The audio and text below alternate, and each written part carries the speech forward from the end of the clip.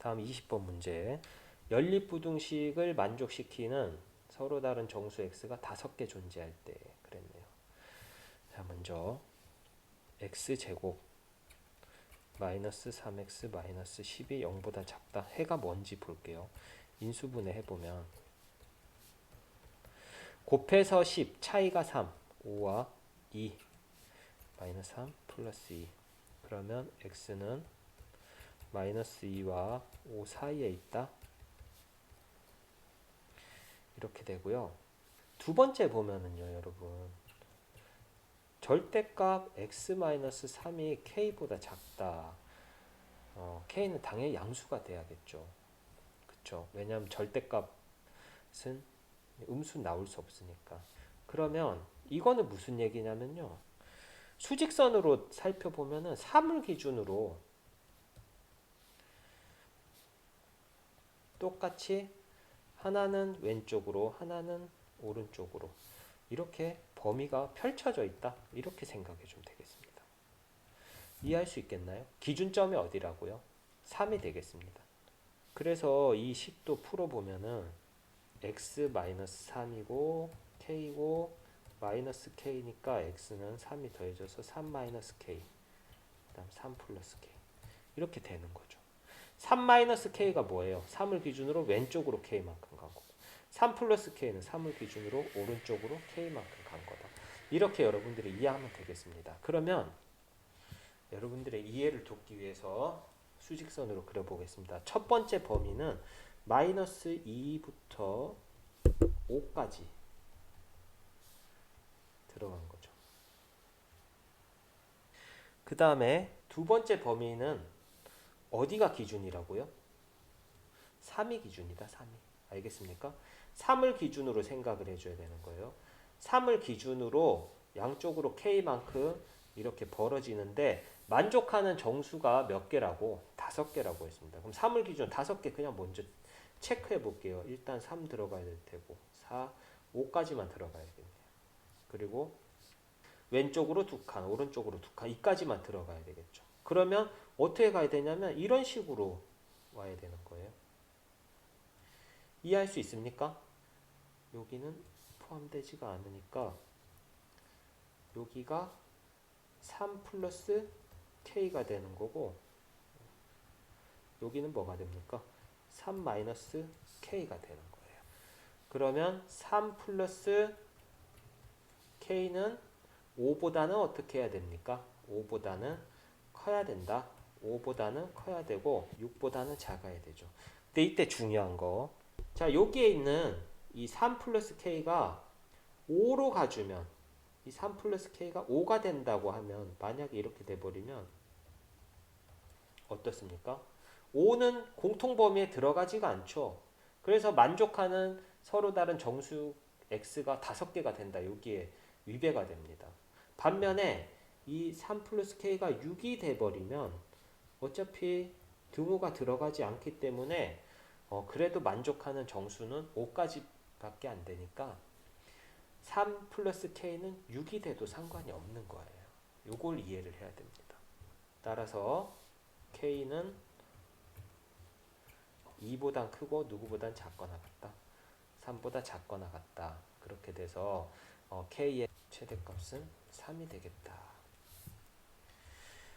3-k가 0과 1 사이라는 것도 이용하면 똑같이 여러분들 나옵니다. 21번 문제 연립방정식 오직 한 쌍의 해를 갖도록 하는 실수 a의 값을 모두 구하여라. 자, 이것도 x와 y가 있기 때문에 한 문자로 정리를 한 후에 한 쌍의 해를 갖는다. 근이 몇 개다? 하나다. 그게 뭡니까? 중근이죠? 중근이기 때문에 판별식이 0과 같다. 이것을 이용해서 문제를 해결하면 문제를 풀 수 있습니다. 자, 위에 있는 식을 y에 관해서 정리를 해보면 마이너스 x 플러스 2a 마이너스 6 이렇게 되겠죠.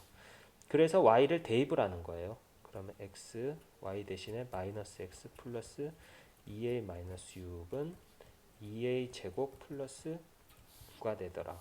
그러면 마이너스 x 제곱 플러스 2a 마이너스 6 x는 2a 제곱 플러스 9 정리해주면 x제곱 넘어가는 거예요. 우변으로 마이너스 2a 마이너스 6x 플러스 2a 제곱 플러스 9는 0 이렇게 해서 정리가 되겠습니다.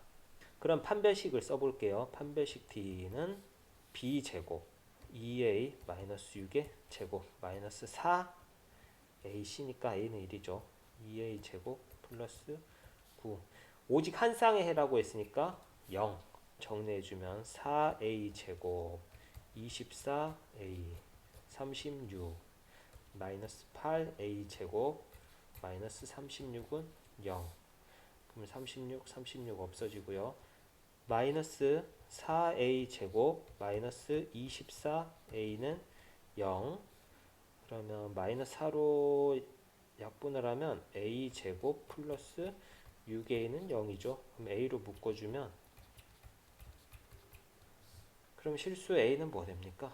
마이너스 6과 0 이렇게 되죠. 모두 더해주면 정답은 얼마다? 마이너스 6이 정답이다.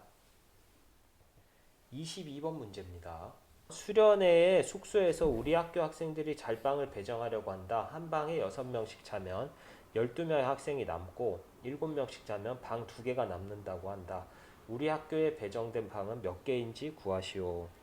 여러분 일단 구하라고 하는 게 방수니까요. 방수를 x개라고 두겠습니다. 그러면 보세요. 먼저 한 방에 6명씩 자면 12명 학생이 남는다고 했으니까 학생 수에 대한 정보를 알려줬죠. 어떻게요? 한 방에 6명씩이니까 6x명. 거기에 12명이 남는다 했으니까 12. 자, 그 다음에 7명씩 자면은 방 2개가 남는다고 했죠. 그럼 이 얘기가 무슨 얘기입니까? 사용된 방수는 몇 개를 사용했다고요? 몇 개 사용했어? 사용한 2개가 남는다 했으니까 x 빼기 2개만큼을 사용했다는 얘기죠.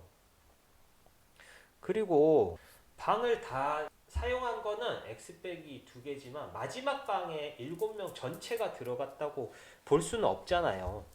선생님 말 이해 갔어요? 마지막 방에는 7명이 찾는지 아니면 1명만 있는지 그건 알 수가 없기 때문에 그것을 식으로 잘 써야 됩니다. 자, 방을 이렇게 막 있는데 요까지가 x-2개라고 할게요. 그런데 마지막 방에는 이게 1명이 있는지 아니면 7명이 다 찾는지 알 수가 없습니다. 하지만 나머지 방에는 다 7명씩 다 있겠죠. 이게 몇 개입니까? 네, x 빼기 3개가 되겠죠. 하나 더 빠지니까. 그래서 두 번째 조건에서 살펴보면 학생 수는 자 보세요. 일단 x-3개의 방수에는 7명씩 다 찼으니까 7 x-3이고 제일 적게는 마지막 방에 있는 거죠. 마지막 방. 1명 있을 수도 있고 7명까지 다 찰 수도 있다. 이렇게 식을 세울 수가 있다. 이렇게 됩니다.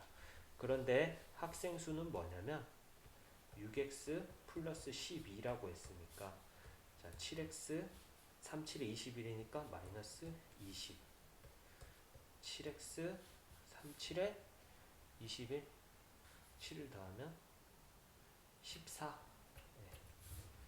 네. 여기까지 이해 갔죠? 그러면 첫 번째 부등식 그 다음에 두 번째 부등식을 세울 수 있겠습니다. 첫 번째 부등식 7x-22 6x 플러스 12 해주면 6 넘어와주면 그냥 x 그리고 22 넘어가주면 32 두 번째 식 6x 플러스 12가 7x-14니까 자 이번에 우변으로 넘어가주면 x 그 다음에 넘어가주면 28 즉 두 개를 정리해보면 28보다는 크거나 같고 32보다는 작거나 같다. 방의 개수가 이렇게 된다.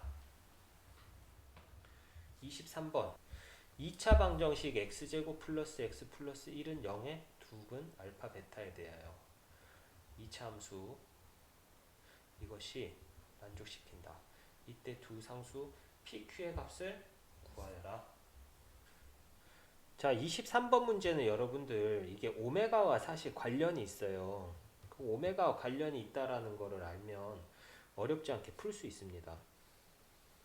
이게 오메가죠. 이 알파, 베타.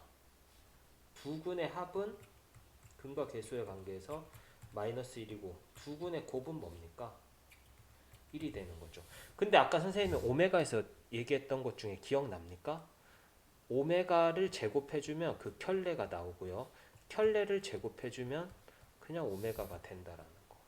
이것도 마찬가지예요. 알파를 제곱해주면 베타가 되는 거고요. 그 다음에 베타를 제곱해주면 알파가 되는 겁니다. 요거를 우리가 이해를 하면 문제를 좀 쉽게 풀 수 있겠죠. 왜냐하면 보세요. 일단 두 근이라고 했으니까 알파 제곱 플러스 알파 플러스 1은 0이 성립하죠. 그죠? 그리고 베타 제곱 플러스 베타 플러스 1은 0. 또 역시 성립합니다. 그리고 알파 더하기 베타 두 개를 합치면 값이 얼마라고요? 그냥 마이너스 1이고 곱하면은 1이고 이렇게 되는 거죠. 요것만 있어도 우리는 알파 제곱이 베타고 베타 제곱이 알파라는 거를 증명을 할 수가 있어요. 왜냐면 잘 보세요. 첫 번째 거 가져와 볼게요. 자, 이 식을 바꿔보면은 알파 더하기 1은 마이너스 베타 이렇게 되죠. 그래서 다시 써보면 알파 제곱이고요. 알파 플러스 1 대신에 누구를 쓸 수 있냐면 마이너스 베타를 쓸 수 있어요. 그러니까 알파 제곱은 베타 이렇게 되는 거죠. 마찬가지 방법으로 베타 제곱은 누가 되느냐? 알파가 된다. 이거 오메가예요. 그냥 오메가의 성질을 여러분들이 이해하면 이런 거 필요 없고 그냥 쓰면 돼요. 그러면 문제 조건을 한번 볼게요. f 알파 제곱이다. 이게 마이너스 5알파다. 그랬죠. 그럼 이거 다르게 쓰면 되죠. 알파 제곱은 누구라고요? 아, 베타다. 베타로 바꿔주면 되는 거죠. 그러면 이제 베타가 나왔는데 알파가 나오면 안 되잖아요. 그러니까 알파 대신에 누구를 쓸 수 있냐면 알파는 마이너스 베타 마이너스 1이 되는 거니까 이 식을 이항한 거죠. 알파 집어넣어주면 마이너스 5 마이너스 베타 마이너스 1이 돼서 f 베타는 5 베타 플러스 1 이렇게 되죠. 마찬가지 방법으로 f 베타 제곱이 마이너스 5 베타라고 한 것은 바꿔주면 뭐가 됩니까? f 알파는 5 알파 플러스 1이다. 이렇게 정리를 할 수 있습니다. 여기서부터 이제 시작하면 이 문제는 다 푸는 거예요. 왜냐하면 이 식을 가만히 보니까 형태가 똑같죠. 이게 무슨 얘기가 되냐면요. 정리해보면 fx는 5x 플러스 1이라고 하는 방정식이 있는데 여기에다가 알파와 베타를 집어넣으니까 성립하더라. 그럼 이것의 해가 누가 된다고요? 해는 알파와 베타가 되더라. 이렇게 되는 거죠. 그리고 더욱이 fx는 2차이기 때문에 이 식 자체는 2차 방정식이 되는 겁니다. 즉 fx 마이너스 5x 일단 넘겨줄게요. 0의 해는 알파 베타가 되더라. 문제에서 fx가 주어졌으니까 정리를 해보면 x제곱 플러스 px 플러스 q 마이너스 5x 마이너스 5는 0이고 동류항 정리를 해보면 플러스 p 마이너스 5x 플러스 q 마이너스 5는 0. 자, 중요한 거. 알파 베타는 누구식의 해였어요? 네, 처음에 있는 x제곱 플러스 x 플러스 1은 0의 두 근이 알파 베타였습니다. 근데 또 우리가 주어진 이 식도 해가 알파 베타죠. 그럼 두 식이 어떻다는 거예요? 똑같다는 얘기가 되겠죠. 그러므로 p-5는 1이 되고 q-5는 1이 돼야 됩니다. 따라서 p도 6이고 q도 6이다. 이렇게 해서 문제를 풀었습니다. 여러분, 2단원 방정식과 부등식의 단원 평가 문제를 모두 풀었습니다. 풀었습니다. 여러분들 고생했어요.